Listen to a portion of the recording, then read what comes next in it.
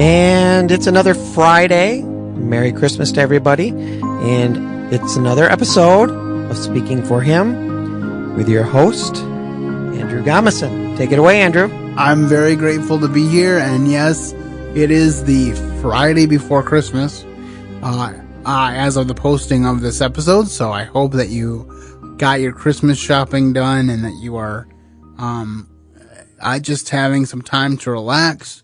One of the things that we talked about last year on the show, I think the title was blessing, about blessing in the hustle and bustle, that kind of idea, and how we can get too busy and too caught up in events and not really thinking about the reason for the season, which is the birth of our Lord and Savior, Jesus Christ. And as Chad and I discussed shortly ago off the air, the date of Christ's arrival is inconsequential to the fact that his arrival on planet Earth changed things for all of mankind.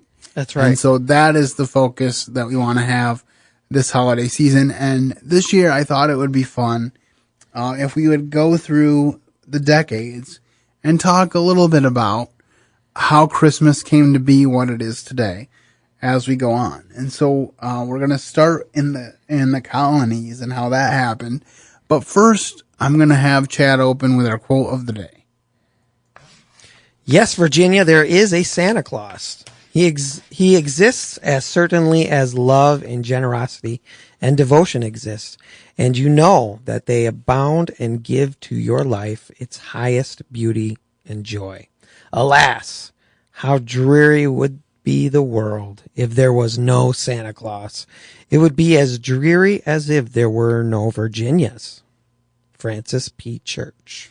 And the reason why I started with this quote is because, yes, Virginia, there is a Santa Claus, happens to be one of my favorite classic movies. And by classic, I mean it happened when I was a kid. So I guess that just means I'm getting old. So the movie happened when you were a kid, or the actual story? The movie. So you knew Virginia.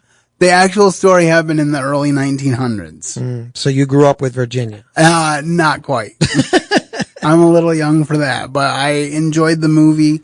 And there's actually a musical, so I'm hoping that Master Arts will produce it eventually. Hint, hint. I think it's a really good story. Yes, major hint to those out there from the Master Arts crowd that are listening. And so we're just going to open a scrapbook, if you will, and just look at the way Christmas was celebrated or not celebrated through the years. It's interesting to note that from 1659 to 1681, showcasing holiday spirit in Boston could net you a fine of as much as 5 shillings. That's right, Christmas used to be illegal, and in the United States or the colonies? In the United States and the colonies. And it took almost half a century after that, to 1870, before Christmas became a national holiday. And I believe in the United Kingdom, it became a national holiday about 30 years before. And Chad's going to talk a little bit about what made that happen. We're going to talk a little bit about Charles Dickens and his classic, A Christmas Carol. And the reason for that is, and I'm going to put a plug in here for a movie that I saw over the Thanksgiving weekend, which was The Man Who Invented Christmas, which was basically the story of how Charles Dickens came to invent what he calls his ghostly little book, A Christmas Carol. And I thought it was very well done, and I would encourage anyone to go out and see it. Sadly, by the time we went and saw it, like 4 days after it opened, it was already only being played in Celebration North, and none of the other celebrations locally here in Grand Rapids were playing it. So I don't know how long it will be available, but hopefully it will hit Woodland soon, and so you'll still have a few opportunities to see it. And if it hits Woodland, then it's a little cheaper, so that works. But Chad, you want to give us a little bit of information about Charles Dickens and A Christmas Carol? Are you talking about the trivia? Yes. All right. We got some trivia. I hope you know the answers. Well, I was just going to have you share it as general trivia, not as a quiz. Oh, okay. Charles Dickens said, "My father was always at his best at Christmas." Charles Dickens loved to celebrate Christmas. His favorite time during the holiday was Twelfth Night, the Feast of the Epiphany. Which I guess they put more emphasis on in England than they do here. And that actually is celebrated on January 6th, as the day that the wise men came to see Jesus, which, as you and I were talking about, and we'll get into the nativity scene later, but we were talking about some of the timing in the Christmas story, how most people believe that the wise men came much later than the shepherds to see Jesus. That's right. So that's where the Feast of Epiphany comes from. But go ahead and continue. Okay. Early in 1843, as a response to a government report on the abuse of child laborers in mines and factories, Dickens vowed he would strike a sledgehammer blow on behalf of the poor man's child. And that sledgehammer was A Christmas Carol. All right. And we also read that it took Dickens about 6 weeks to write A Christmas Carol, which to me is pretty amazing. Even though it is a fairly short book, it's still amazing that he put it together in that short a period of time. He said that he saw his characters in such a way that the Cratchits, Bob and Tiny Tim particularly, were, quote, at his sleeve begging him to finish the book. So it's kind of interesting that he got that far into his character. And it says that the Cratchit family is fairly biographical to Dickens' home life. And I've heard that most of his books had a shred of biography in it. His most biographical is said to be David Copperfield, in which he very much replicates his own life in the main character of that novel, which is, by the way, one of his longer novels. It was like almost 600 pages. Took a long time to read. But I still think it is worth it. So that's just a little bit about A Christmas Carol, as we're moving through the decades. And it's said that he helped to make Christmas a regular celebration in the United Kingdom, which is the impetus for the title, The Man Who Invented Christmas. Oh, okay. Which is because it said that he really brought Christmas around to being a regularly celebrated thing. Let's see here. And then I'm going to finish by talking about in 1867, Dickens read A Christmas Carol at a public reading in Chicago, and one of the audience members decided, as a result, to give his men of his factory, the people that worked in his factory, the day off for Christmas. So he actually accomplished what happened with Scrooge in the book, through the reading of the book, actually accomplished it in real life. That's cool. So I thought that was interesting. And now today just about everybody has Christmas off unless you work in a restaurant or a store. Or retail, yeah. And as we just, recently passed Thanksgiving and Black Friday, Black Friday's definitely crept into Thanksgiving. I actually wrote a blog post a couple of years ago that was titled Say No to Black Thursday, about the need for retail organizations to be patient and wait for Black Friday to sell all their wares. I know it's affected my family every year because my brother works retail, and it seems like every year he is called in earlier and earlier on Thanksgiving, so that cuts into our ability to celebrate as a family. And it also, I think, is a disservice to the people like doctors and rescue personnel that have to work on the holiday. So, yeah, I guess you're right. All right. So now we're going to talk about Christmas as we go into the early part of the 20th century. The Christmas truce, which occurred during World War I. On Christmas Eve, while at the first light of dawn on Christmas Day, some German soldiers emerged from their trenches and approached the Allied lines, calling out Merry Christmas. And at first, the Allied soldiers feared it was a trick, but seeing the Germans unarmed, they climbed out of their trenches and shook hands with the enemy soldiers. The men exchanged presents of cigarettes and plum puddings and sang carols and songs.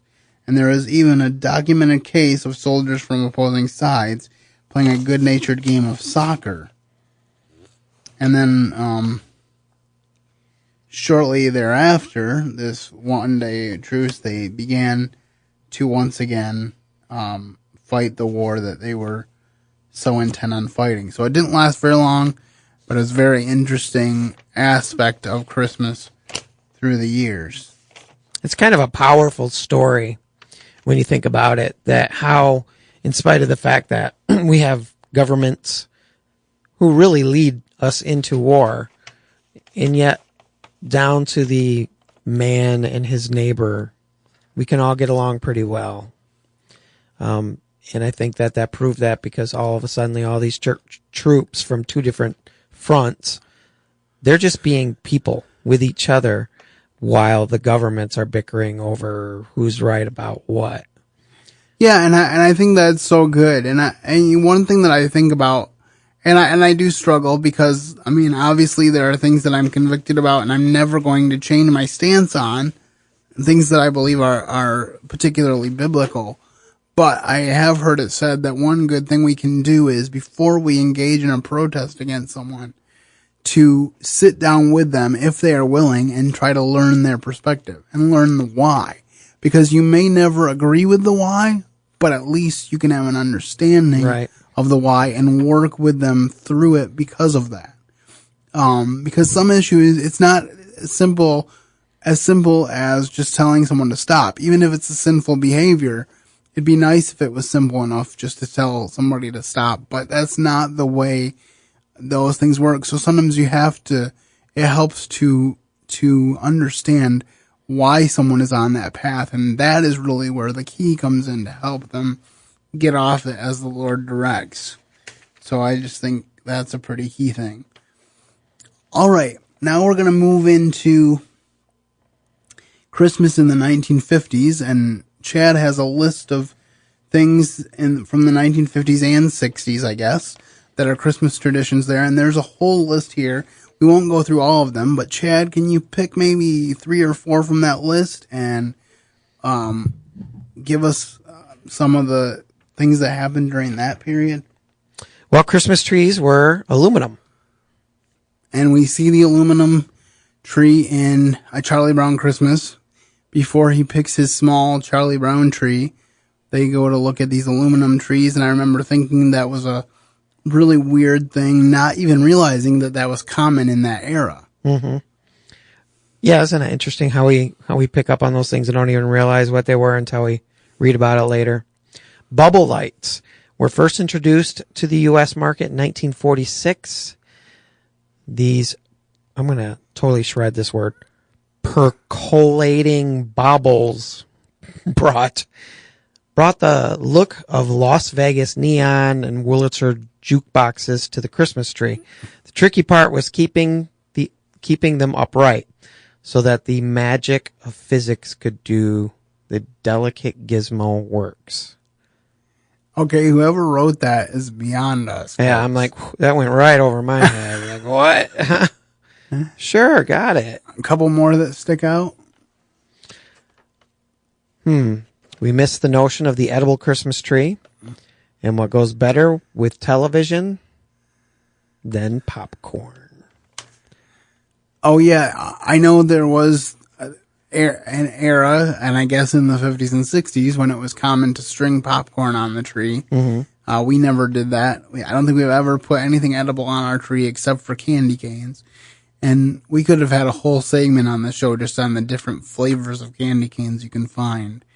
I think Adam and I have discussed that in the past.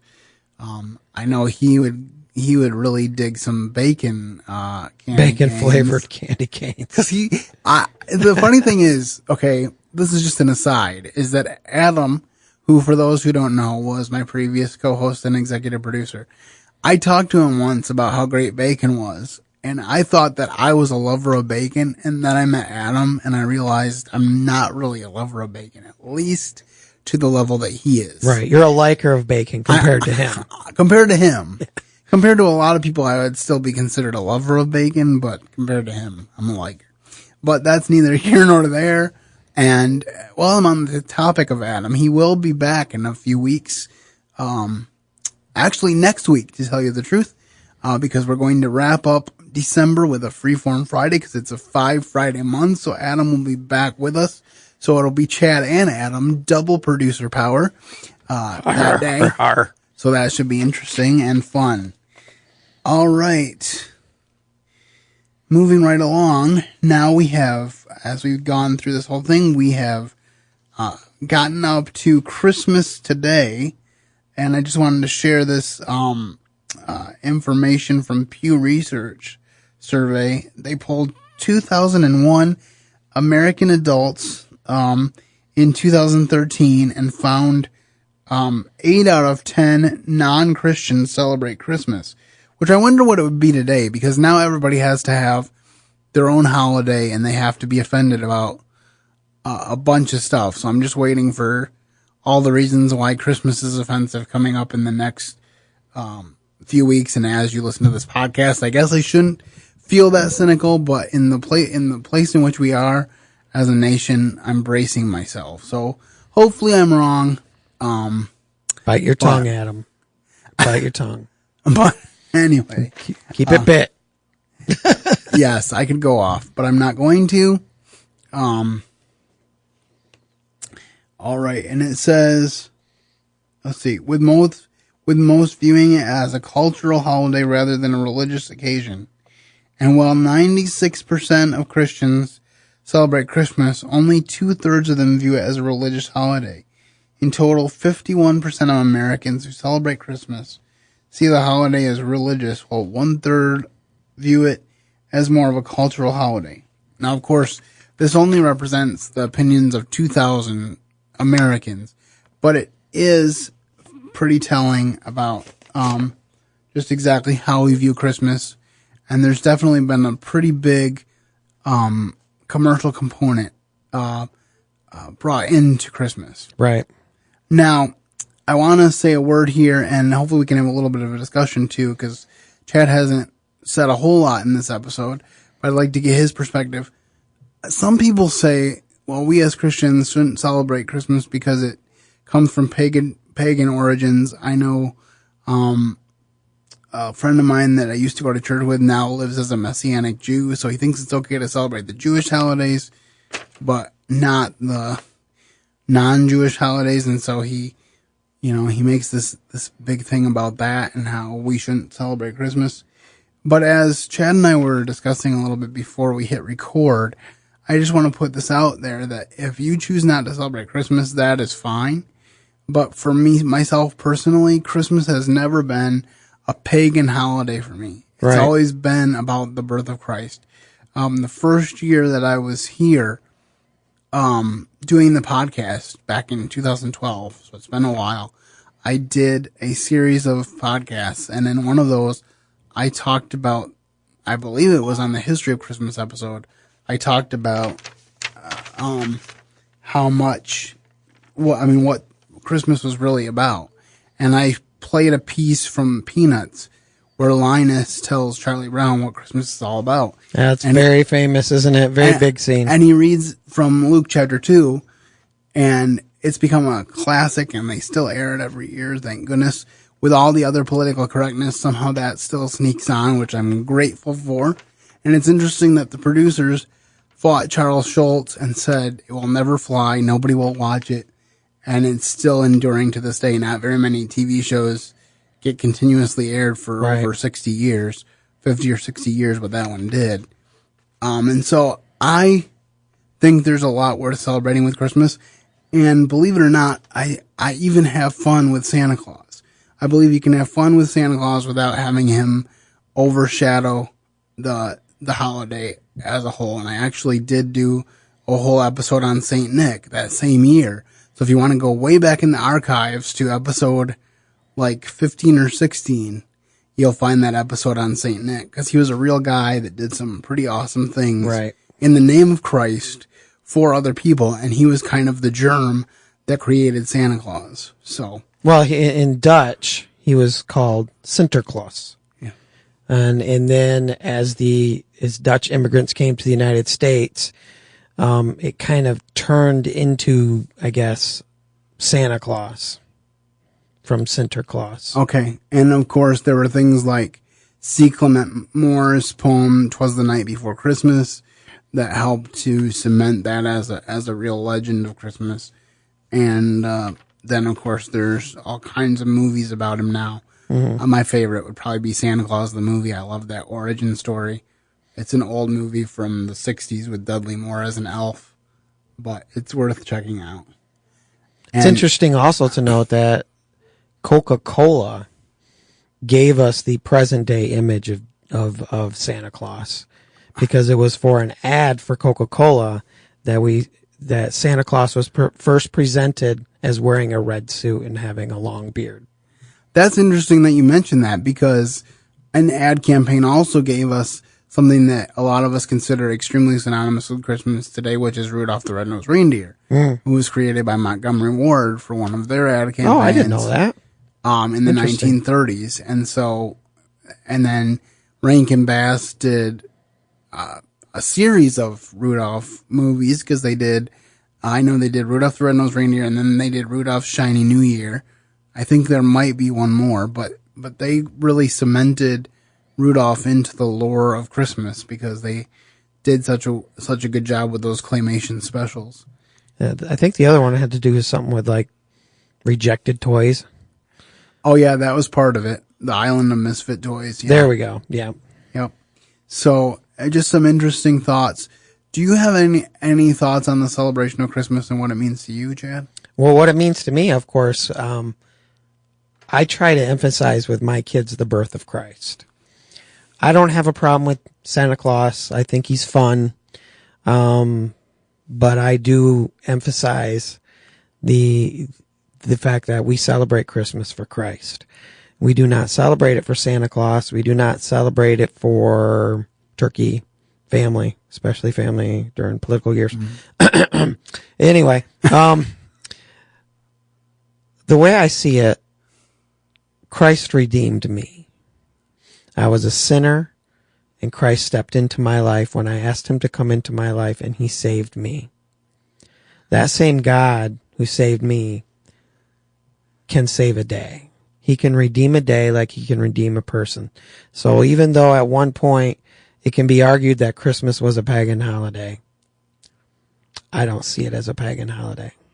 Well, and it's interesting because we talked about A Christmas Carol earlier, and in A Christmas Carol, one of my favorite lines is, it talks about, I think it's during the Ghost of Christmas Present, it talks about him going around and spreading Christmas cheer with his torch, and he said, it's good that we have this attitude of cheer around Christmas, mm-hmm. and childlike enthusiasm, because the founder of Christmas was a child. Oh, that's deep. Yeah, alluding to the birth of Christ. And it's right there in A Christmas Carol. And so it's not just a fun story about physical redemption or personal redemption. It's also points to the redemptive work of Christ, even if in kind of a vague way, but it is there. And some of the versions of A Christmas Carol do sanitize that, but I like the ones that get to the heart of the matter. Mm-hmm. And that's another thing you can do, is go back into our archives and listen to our fully dramatized version of the entire book of A Christmas Carol, over 4 podcasts. Which, mind you, I was not invited to be a part of. Thank you. Which, for the record, I did not know Chad at the time, but he will be part of our Christmas Carol, or not our Christmas Carol, our Pilgrim's Progress fully dramatized audio that's coming up at some point this spring. So keep your ears posted for that. So I guess that kind of wraps up our Christmas special, but just know that we hope that you will have a great Christmas season of thinking about Jesus, who is the reason for the season, how the shepherds came and gave the good news to the angels came and gave the good news to the shepherds that a Savior was born tonight in the city of David, Christ the Lord. And that's what it was all about. And the shepherds were so excited when they got that news that they had to go and share it with everyone. And that is why the Speaking for Him podcast exists, because we want to continue to share with you the good news of Jesus Christ. And Lord willing, we will continue to do that throughout 2018 and beyond as the door stays open. We hope that you have a wonderful Christmas and a happy New Year. And we'll be back to talk a little bit more about that next week. Have a great weekend. And keep serving the best of masters. Thank you for listening to today's episode. Your host has been Andrew Gomison, founder of Speaking for Him. For more information on today's show and to leave us comments and voicemails, visit speakingforhim.blogspot.com. You can find Andrew's ministry at speakingforhim.com. That's speaking, the number 4, HIM. You can also interact with us at facebook.com/speakingforhim and on Twitter @speakingforhim. And when you look for us on iTunes and Stitcher, let us know what you think of the podcast by leaving a rating and review.